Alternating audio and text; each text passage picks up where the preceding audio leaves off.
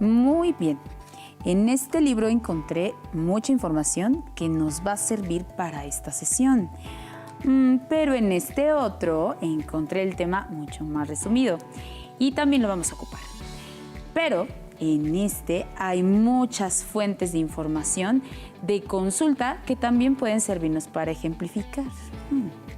¿Qué tal, Teresa? Veo que te veo con muchos documentos. ¿Qué buscas?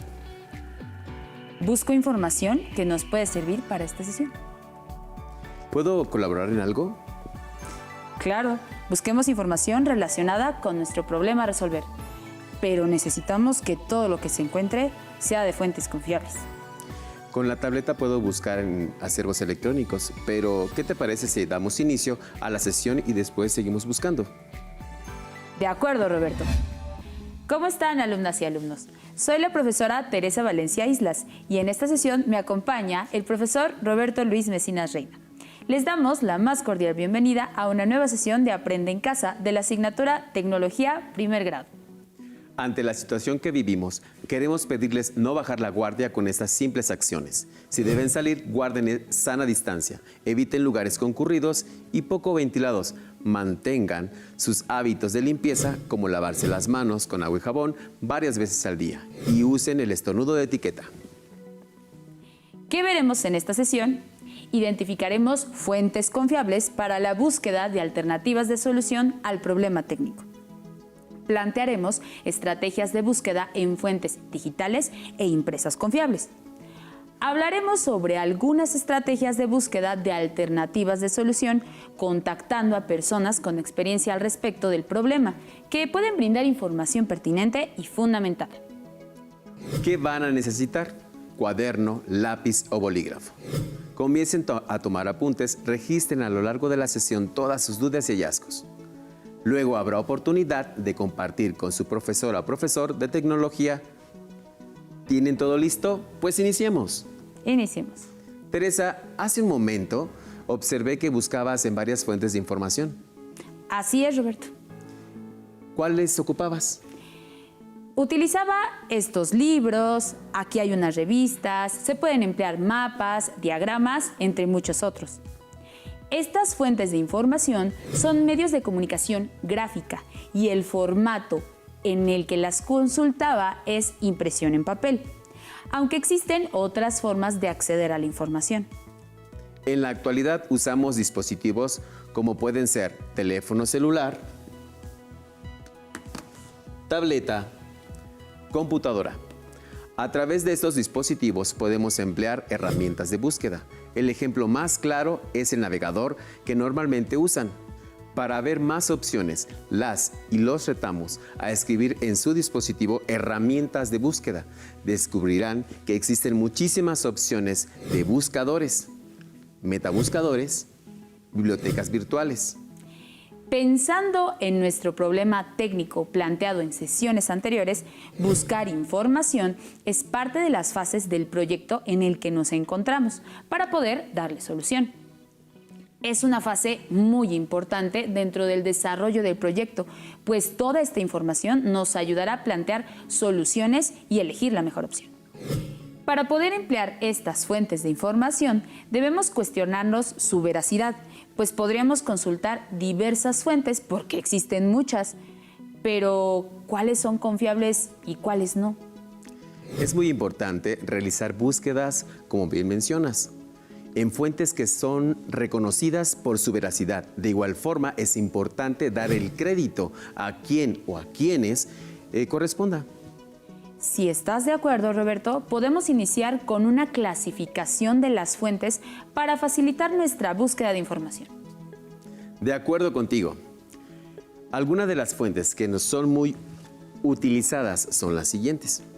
Generales se refiere a manuales, enciclopedias o anuarios. Por ejemplo, aquí tenemos un compendio sobre las razas de los perros, pues estos parámetros nos ayudarán a definir la forma del dispensador. Especializadas, que tienen información reciente. Por lo general es a través de revistas. Estas están dirigidas a un público específico. Por ejemplo, estas revistas están dirigidas a las y los especialistas en animales, como lo pueden ser los zoólogos, biólogos, biólogas, entre otros. Textuales, que son los libros, periódicos o revistas, como la revista anterior. Audiovisuales, se refiere a multimedia o documentales visuales. Por ejemplo, los videos o programas de televisión en donde nos explican cómo educar a los perros. Los digitales son justamente las que se encuentran en un formato electrónico y podemos consultar a través de dispositivos como la computadora, tableta o celular. ¿Alguna vez han visto en la internet documentales sobre exposiciones caninas? Pues ese es un buen ejemplo. Orales. Esta información es transmitida de individuo a individuo, como preguntarle a una persona de mayor experiencia sobre el problema técnico que nos ocupa. Podría ser un veterinario. Documentales se basa en las investigaciones realizadas y su principal objetivo es la información sobre los resultados obtenidos. Estos programas son más especializados y contienen información más precisa y confiable sobre el tema. Incluso hay programación para perros. ¿Lo sabían? Yo no sabía eso. Excelente, Roberto. Para poder echar mano de todos estos recursos, debemos plantearnos estrategias de búsqueda en los medios digitales e impresos, porque es tan extensa que tener tantas fuentes puede incluso confundirnos y llevarnos a resultados que no deseamos. En Internet podemos encontrar una gama diversa, por no decir infinita, de información y además de diferente naturaleza, de acuerdo con nuestro tema a investigar. A través de las páginas web podemos acceder a información digital en diferentes formatos y soportes, tales como textos, gráficos, imágenes, sonidos, videos y presentaciones multimedia. Es importante tener identificado el problema sobre el que vamos a informarnos y para hacer más específica nuestra búsqueda podemos partir de lo general a lo particular. Para lograrlo, recordemos el problema técnico y los requerimientos planteados. El problema técnico es crear un objeto que permita alimentar animales domésticos en situación de abandono, evitando así que contribuyan a esparcir la basura en espacios públicos. Los requerimientos del objeto técnico son: debe ser adecuado para alimentar a perros y al mismo tiempo poder evitar que fauna nociva tenga acceso, que pueda fijarse permanentemente en algún punto para que los mismos animales o las personas no lo cambien de lugar. Debe ser construido de un material resistente, de bajo costo y, si es posible, de reuso. Su diseño debe considerar los cambios del clima. Se construirá siguiendo un proceso artesanal y además se debe procurar involucrar a la comunidad, pues es un problema colectivo. Con estos requerimientos podemos empezar a buscar información más precisa en diferentes fuentes para obtener más datos que nos sean de utilidad. Buscando en Internet encontramos en sitios confiables la siguiente información, pensando en los requerimientos para poder llevar a cabo nuestro objeto técnico, un material que se encuentra al alcance de todos y que puede ser reutilizar como envases de PET. Encontramos en distintas fuentes que los materiales plásticos ocupan el primer lugar en cuanto a la contaminación se refiere. Un documento del Senado de la República destaca que el 70% de la población canina y felina en nuestro país está en situación de abandono. Esta información que obtuvimos de un sitio web oficial nos puede ser útil para determinar la cantidad de animalitos que pudieran necesitar ser alimentados con nuestro objeto técnico. Para poder colocar nuestro objeto, encontramos que los árboles son el lugar idóneo, pues la mayoría de las áreas públicas comunes cuentan con ellos. Si consideramos que un requerimiento de nuestro objeto técnico es que debe ser elaborado de manera artesanal, las herramientas y máquinas que se emplean en su elaboración deben ser fáciles de utilizar y estar al alcance de todas y todos. No olviden que deben utilizar estas herramientas bajo la supervisión de una persona adulta cuando lo lleven a cabo. Esto lo hemos visto en sesiones anteriores. Ustedes ya tienen mucho conocimiento al respecto. Para buscar en fuentes digitales, como lo hicimos en estos casos, algunos puntos que pueden considerar para saber si nuestra información es confiable puede ser el tipo de sitio. .edu, que significa educación. .gov significa gobierno. .com significa comercio o empresa. .org significa organizaciones. .mx se refiere al país, en este caso es México. Estos datos aparecen a dirección URL del sitio y se puede ver en la parte superior de su navegador. Es muy útil que de ahora en adelante verifiquen qué tipo de web están visitando. Lo recomendable es visitar sitios web de instituciones educativas, de gobierno y organizaciones nacionales e internacionales, como podría ser la ONU, UNESCO, entre otras. Por ejemplo, cuando hicimos la búsqueda Criterios para evaluar información en Internet, el buscador arrojó varios sitios, entre ellos uno de una universidad, aquí en México. En este caso, el sitio termina con .udg.mx, que son las primeras letras de la Universidad de Guadalajara, UDG, y México, MX. De este sitio retomamos la siguiente información. Que la publicación tenga un autor, puede ser una persona o institución, y aparezcan sus datos de contacto. El tipo de sitio web, lo que mencionamos anteriormente. La intención que tiene, informar, vender, entretener, etc. La información que presenta es coherente, está bien redactada y cuenta con referencias. Estos son algunos criterios que ayudan a identificar si la información que encontramos en la web es confiable. Depende de ustedes seguirlos y además no quedarse con una sola fuente de información, utilizar varias y compararlas. Vayamos a nuestra sección de 1001 técnicas en la tecnología con el profesor Vicente. 1001 técnicas en la tecnología. ¿Cómo están, alumnas y alumnos?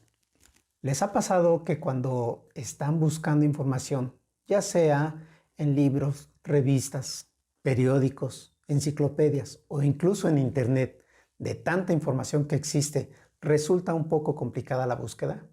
En esta ocasión, revisaremos algunas recomendaciones para realizar búsquedas en Internet. Cuando queremos buscar algo en Internet, utilizamos nuestro buscador de preferencia. En este ponemos alguna palabra o frase que haga referencia a nuestra búsqueda. Por ejemplo, busquemos "aprende en casa".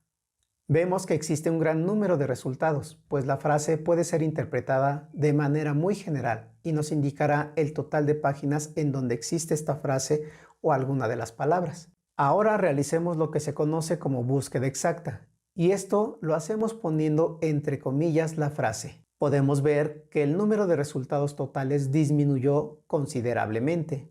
También es posible indicar que solo en algunas redes sociales se haga la búsqueda. Por ejemplo, busquemos en YouTube. Ahora busquemos en esta otra red social.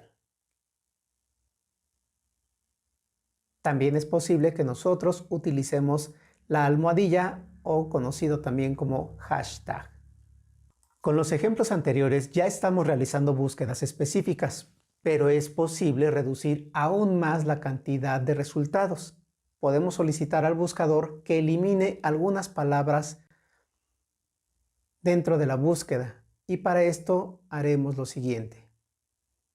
Ponemos nuestra frase entrecomillada y utilizamos el signo de menos y en este caso la palabra segundo, tercer y primaria. Y aquí está nuestro resultado. Aún con estas recomendaciones es posible que quieran buscar en un sitio específico. En este caso, lo que debemos escribir en el buscador es algo similar a esto. Aprende en casa, tecnología, segundo, tercero, primaria, y le indicamos un sitio en específico. Vemos los resultados. Ahora bien, si lo que queremos es buscar un tipo de archivo en específico, lo que haremos será escribir lo siguiente para indicar al buscador el tipo de archivo que nos interesa.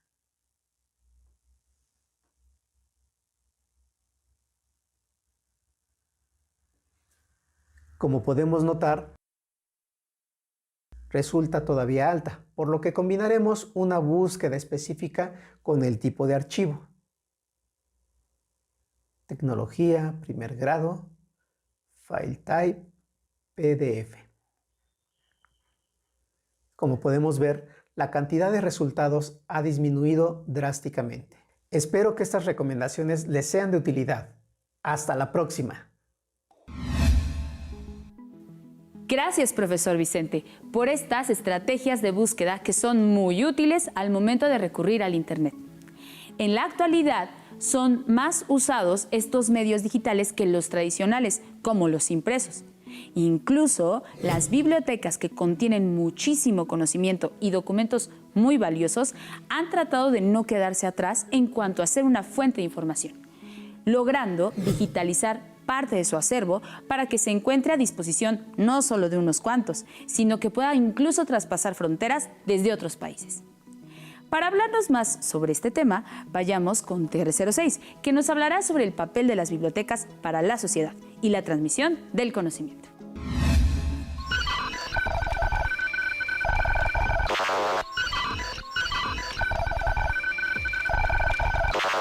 ¿Cómo están, alumnas y alumnos? Hablemos de la historia de la biblioteca. Se llama biblioteca a una colección organizada. Puede ser de libros o publicaciones en serie, de documentos gráficos o audiovisuales que pueden encontrarse disponibles para ser consultados o tomados en préstamo. El origen de la palabra biblioteca se deriva del griego y significa caja de libros, haciendo referencia al lugar donde se guardaban. En Egipto se inició con casas de libros, donde se archivaban los documentos administrativos. Las casas de la vida eran centros de estudio para los escribas. En Grecia aparecieron por primera vez bibliotecas separadas de los templos. Se crearon con el objetivo de reunir todo el conocimiento social de su tiempo y ponerlo a la disposición de los eruditos, como la Biblioteca de Alejandría. En la Edad Media, los monasterios albergan bibliotecas que impulsaron la creación de universidades. Con la invención de la imprenta, se crearon bibliotecas universitarias. En México se tiene información que en la época prehispánica había bibliotecas llamadas Amoxcali o Casa del Libro en náhuatl. Se ubicaban en centros culturales y políticos como Texcoco y Tenochtitlán. Era el tlacuilo o escribano pintor quien se encargaba de registrar la memoria de las naciones de la época. En el siglo XIX, con el incremento del número de lectores, surgieron bibliotecas públicas tal y como las conocemos hoy en día.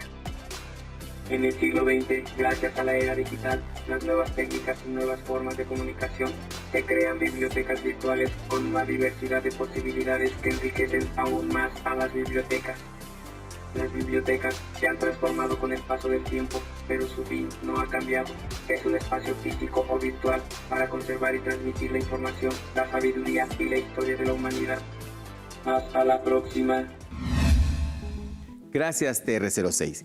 Siempre tan oportuno con tus cápsulas informativas. El papel de las bibliotecas ha tenido un gran impacto para la sociedad.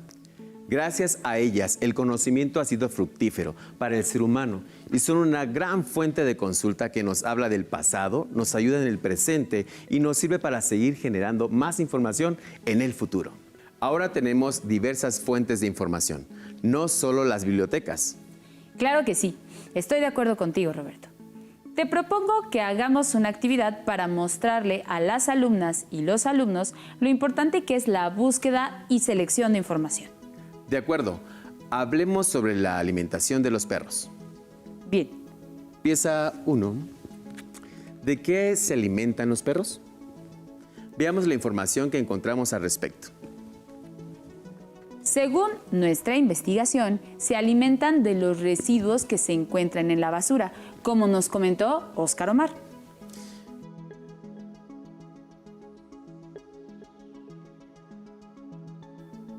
Pieza 3. Las personas suelen darles desperdicios de comida.